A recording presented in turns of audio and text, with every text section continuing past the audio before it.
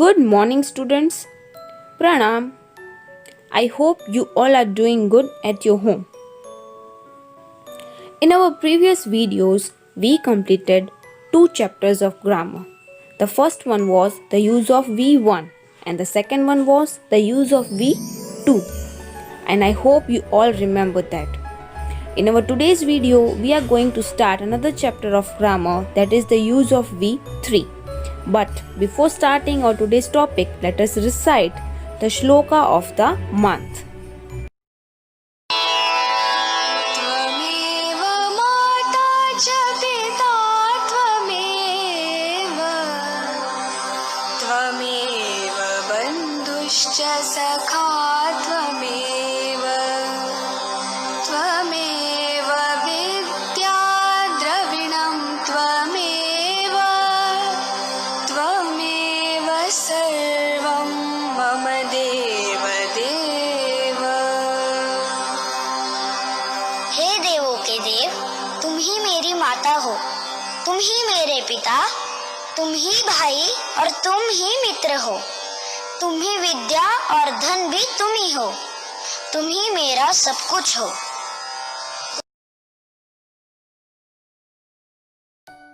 So, let us start with our today's chapter. The name of the chapter is the use of V3. But before starting it, we have to revise some important points. हमारे पिछले video में हमने V1 और V2 सीखा था. आपको याद है हम V2 का यूज कहाँ पे करते हैं? Where we use V2? So let us revise it. V2 is used for an action that took place in the past and is finished. V2 का यूज तब होता है जब हमें ये बताना हो कि ये पर्टिकुलर एक्शन ऑलरेडी पास्ट में हो चुकी है. For example, they played a match on Sunday, यानी कि उन्होंने पिछले संडे को मैच खेला था, मतलब ये एक्शन ऑलरेडी संडे को हो चुकी है. So it is V2. So now where to use V3? तो V3 का यूज हम कब करेंगे? For an action that began in the past and is now finished. V3 का यूज हम तब करते हैं जब एक्शन ऑलरेडी पास्ट में स्टार्ट होकर फिनिश हो गई है, और V3 में हम हैज़ एंड हैव का भी यूज करते हैं. ओके, पिछले सेमेस्टर में हमने V1, V2 एंड V3 सीखा था. V1 यानी कि द वर्ब फॉर्म, यानी कि the base itself. V2 means the past form and V3 means the past participle. इस चैप्टर में हम जो भी सेंटेंस बनाएंगे उसमें हम वर्ब का पास्ट पार्टिसिपल फॉर्म यूज करेंगे. फॉर एग्जाम्पल, डू का पास्ट फॉर्म होता है डिड और उसका पास्ट पार्टिसिपल होता है done. See, saw, seen. Speak, spoke, spoken. Go, went, gone. तो ये थे एग्जाम्पल्स जिसमें पास्ट पार्टिसिपल चेंज हो जाता है. पर कोई एग्जाम्पल्स ऐसे होते हैं जिसमें वर्ब का जो पास्ट फॉर्म होता है वही सेम उनका पास्ट पार्टिसिपल फॉर्म होता है, उसमें कोई चेंजेस नहीं होते. For example, cat, caught, caught. Buy, bought, bought. यहाँ पे आपने देखा जो वर्ब का पास्ट फॉर्म है वही उनका पास्ट पार्टिसिपल फॉर्म होता है. ओके, अभी आपने ये तो समझ लिया कि पास्ट पार्टिसिपल क्या है. अभी हम ये समझेंगे कि हैज और हैव को हम पास्ट पार्टिसिपल के साथ कैसे यूज करेंगे. ओके, जब हमारा सब्जेक्ट सिंगुलर फॉर्म में होता है तब हम हमेशा हैज का यूज करेंगे. When our subject is in a singular form, we will use has. For example, he, she, it. ये सब जो सब्जेक्ट हैं वो सिंगुलर फॉर्म में होते हैं, तो इन सब के साथ हम हैज़ यूज़ करेंगे. और जब हमारा सब्जेक्ट प्लूरल फॉर्म में होता है तब हम हैव का यूज़ करेंगे. जैसे कि आई, वी, यू, दे, ये सारे सब्जेक्ट प्लूरल फॉर्म में होते हैं तो हम हैव का यूज़ करेंगे इनके साथ. Okay, now we will solve the exercise from English Grammar and Composition book, page number 87. First one, fill in the blanks with V3 form of the given verbs with has or have. यहाँ पे हमें has और have का use करना है with the V3 form. First one, the sun has risen. देखो rise का हमने risen कर दिया और हमने has का यूज क्यों किया, क्योंकि हमारा जो सब्जेक्ट है the sun वो सिंगुलर फॉर्म में है, तो जब सिंगुलर सब्जेक्ट हो तभी हमें has का यूज करना है. Okay. Second one, I dash this book. I is our subject and I is in a plural form, so we will write have read नहीं read आएगा. I have read this book.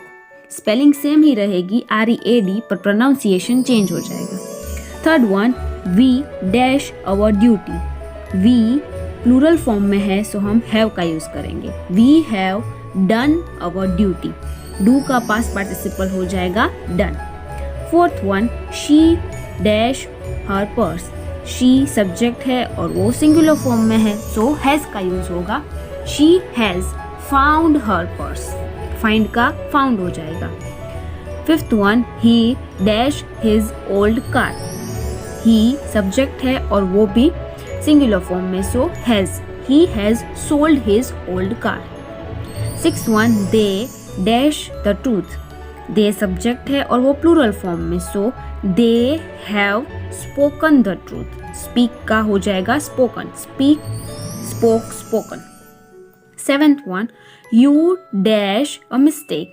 you subject है और वो plural form में है, so you have made a mistake. Okay. Eighth one, the lion dash the mouse. lion subject है और वो सिंगुलर फॉर्म में है, so the lion has, catch का हो जाएगा caught. the lion has caught the mouse. Ninth one, my brother dash to Delhi. my brother subject है और वो सिंगुलर फॉर्म में, सो my brother has gone to Delhi. Tenth one, the teacher dash this lesson. the teacher subject है और वो भी singular form में, सो the teacher has taught this lesson. teach का हो जाएगा taught. ओके. सो ये वाली एक्सरसाइज आप लोगों को टेक्स्ट बुक में ही सॉल्व करनी रहेगी. डन.